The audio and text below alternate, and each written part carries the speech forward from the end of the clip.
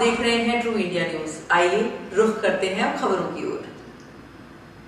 Opening भी हम एक और शहर में ले जाने की कोशिश कर रहे हैं, आगे और कोशिश करेंगे कि इसको और अलग अलग जगह ले जाए। इसके साथ साथ और जो हम कर रहे हैं एकेडमिक प्रोग्राम के तहत हर शहर में हम कोशिश कर रहे हैं कोई एक लिविंग लेजेंड या बस जो नाटक थे वो भी शामिल किए। और इसके साथ साथ हमारे स्टूडेंट हर साल एक बहुत बड़ी इनिशिएटिव लेते हैं। स्टूडेंट अपने लेवल पे सारे कॉलेज यूनिवर्सिटी से बात करके यूथ फोरम करते हैं, जिस यूथ फोरम में स्ट्रीट थिएटर मुंबई में होगा और एक अंतरराष्ट्रीय सेमिनार कर रहे हैं जिसका विषय है मल्टीकल्चरल थिएटर। अलग अलग संस्कृति जब एक दूसरे के साथ मिलते हैं तब किस तरह के थिएटर कल शायद पुणे में शुरू हो रहा है या आज, और उसके बाद भुज में। तो ऐसे फेज बाय फेज एक एक शहर का कार्यक्रम शुरू होता है, इसलिए मुंबई में सबसे पहले कार्यक्रम शुरू। ट्रू इंडिया के लिए मैं आनंद कल। बात आज RSD के असिस्टेंट प्रोफेसर शांतनु जी वो साहब से, जो जोधपुर में पढ़ा रहे हैं और जहां राष्ट्रीय नहीं बल्कि अंतर्राष्ट्रीय स्तर के नाटक होने जा रहे हैं, जहां 150 नाटक 15 देशों, ये नहीं बल्कि ये कह सकते हैं दुनिया भर से वसुधैव कुटुंबकम की जब बात करते हैं तो यहाँ जो 15 शहरों में जोधपुर सहित नाटक आयोजित हो रहे हैं, हमारा ये रहेगा कि इस बार जिन 15 शहरों की बात की है उन 15 शहरों के कलाकार या एक एक नाटक उस क्षेत्र का अगर रखा जाए तो क्या रहेगा? इस बार तो मुमकिन नहीं होगा क्योंकि हमारे जो नाटक होते हैं वो एक कमेटी के थ्रू सिलेक्ट होके आता है, पर आपके सुझाव बहुत अच्छा है। अगले वर्ष से जरूर ऐसा हो, इसके लिए मैं हमारी जो कमेटी है और उच्च अधिकारी जो हैं उन लोगों तक ये बात जरूर पहुंचाऊंगा। इसका सिलेक्शन के प्रोसीड्योर करीब करीब 6 महीना पहले शुरू हो जाता है और जो भी हमारे पास एप्लीकेशन आता है उस एप्लीकेशन के बेसिस पे 2 लेवल के सिलेक्शन प्रोसेस के थ्रू जाके नाटक सिलेक्ट होते हैं। पर आपका यह सुझाव बहुत अच्छा है कि जहाँ जहाँ जिस शहर में फेस्टिवल हो रहा है वहाँ के एक नाटक को इन्वॉल्व किया जाए। इसको मैं जरूर आगे उच्चाधिकारी तक पहुँचाऊंगा। क्या ऐसा नहीं हो सकता कि जहाँ जिन शहरों के नाटक नहीं हो रहे हैं और जो अभी इस बार की 3 तरह की जो थीम रखी गई है, उन्हीं 3 थीमों के आधार पर बहुत सारे जो अपने यहाँ के कलाकार हैं उनको लेकर के इस तरह के नाटक जो तैयार किए जाए, जिससे कि अगर उन शहरों में भी उन शहरों के कलाकारों के साथ वो हो सके तो कैसा रहेगा? हाँ, ये बहुत अच्छा रहेगा। पर भारत रंग महोत्सव कोई फंडिंग एजेंसी नहीं है, ये मात्र एक फेस्टिवल ही है। इसको अलग से नाटक तैयार करने के लिए कोई फंड अवेलेबल नहीं होता। सो जो बनी बनाई नाटक है वो लोग अप्लाई करते हैं और उस एप्लीकेशन के बेसिस पे हम चुनते हैं।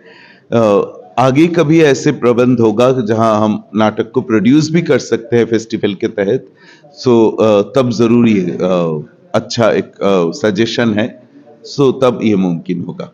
बदलती हुई परिस्थितियों के अनुसार जहां अलग अलग नाटकों की आज जरूरत है, जो नए नाटक लिखे जा रहे हैं, जो नाटक आपके जो पुरस्कृत हो रहे हैं, उनको आगे लाने के बारे में आपके यहाँ के संस्थान का क्या रहता है? हम हमेशा हमारे पठन पाठन में सिलेबस का रिस्ट्रक्चरिंग करते हैं। पिछले साल ही हमने पूरे सिलेबस रिस्ट्रक्चर किया है, जो 23 साल बाद NSD के सिलेबस रिस्ट्रक्चर्ड हुए हैं। और उस सिलेबस रिस्ट्रक्चरिंग में हमने खास तरह से यह ध्यान रखा कि दुनिया किस तरह से बदल चुकी है और आज के छात्र और आगे वाले दिन में आने वाले छात्रों को क्या पढ़ने की जरूरत है, और इसीलिए बहुत सारे नए नाटक और नए प्रेक्षित से नाटक पढ़ने के एक पूरा प्रावधान राष्ट्रीय नाट्य विद्यालय के सिलेबस में किया गया है। और जहाँ जहाँ हमारा सेंटर है, वर्कशॉप है, इसमें भी हम इस तरह के वर्तमान समय को नजर रखते हुए थिएटर के पठन पाठन को और आगे बढ़ाएंगे, इस बारे में हमारी पूरी उम्मीद है। तो 150 जो नाटक इस बार चयनित किए गए हैं उसमें मूल रूप से जो थीम रही है अधिकांश नाटकों के लिए वो क्या है? कोई विशेष थीम के तहत चुना नहीं गया है। जब चुना जाता है तो तब किसी भी सिलेक्टर को कोई थीम नहीं बोला जाता कि इसी थीम में आपको नाटक करना है। जो भी नाटक आता है उस नाटक का विषय, उस नाटक का मंचन, उस नाटक के अभिनय, उस नाटक के तकनीकी कला, उस नाटक के निर्देशन, सब कुछ मिलके उसका एक मार्किंग होती है और वो एक से ज्यादा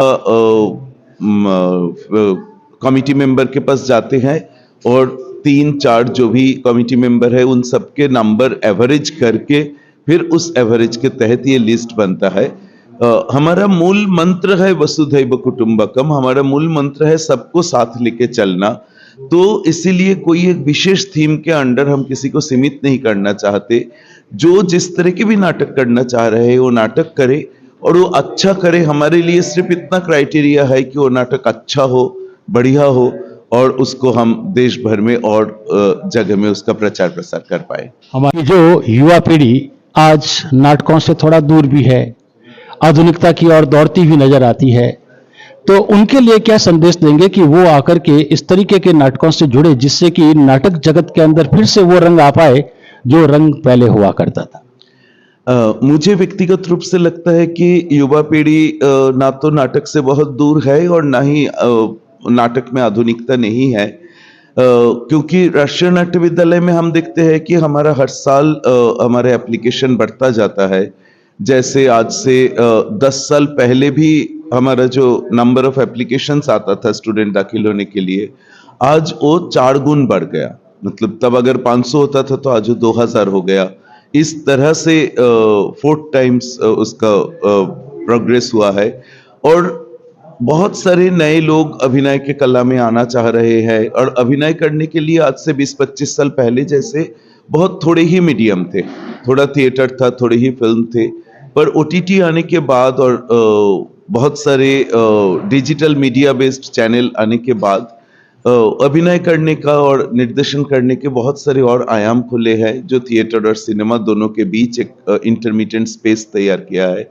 सो इसलिए आज की तारीख में मैं कहूँगा कि ज़्यादा से ज़्यादा संख्या में यंग लोग, युवा पीढ़ी और इंटरेस्टेड है और थिएटर में आ रहे हैं, क्योंकि थिएटर एक बहुत अच्छा सीखने का एक सिस्टम है।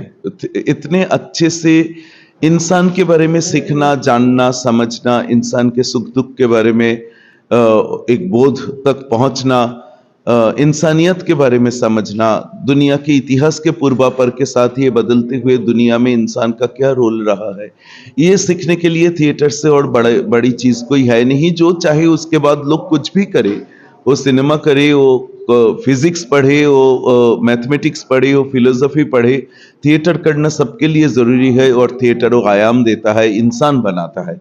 तो इसलिए नई पीढ़ी और ज्यादा मात्रा में आए, वो आ ही रहे हैं, पर मेरा और स्वागत है। जैसे रीले बना करके सामने ला रहे हैं, वो भी एक कला का ही माध्यम है।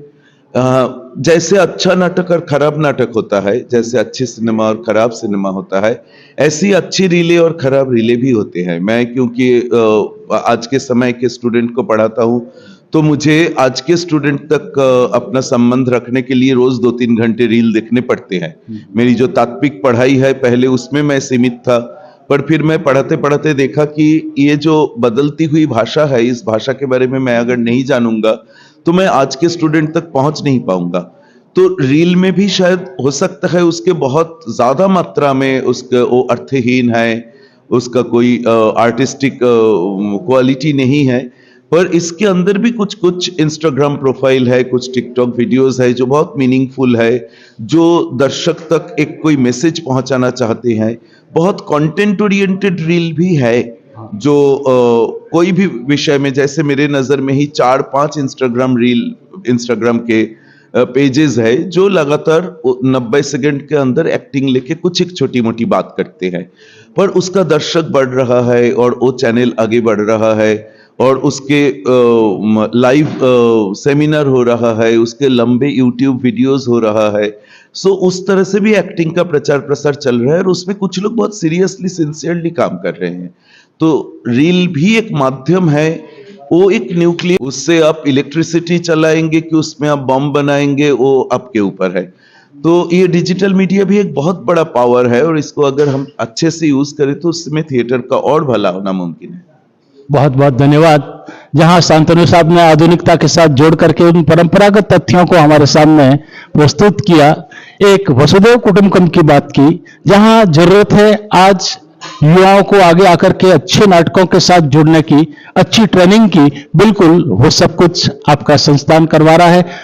नाटक से जुड़ेंगे सभी, हम हमारे चैनल के माध्यम से आपको ये विश्वास दिलाते हैं। बहुत बहुत धन्यवाद।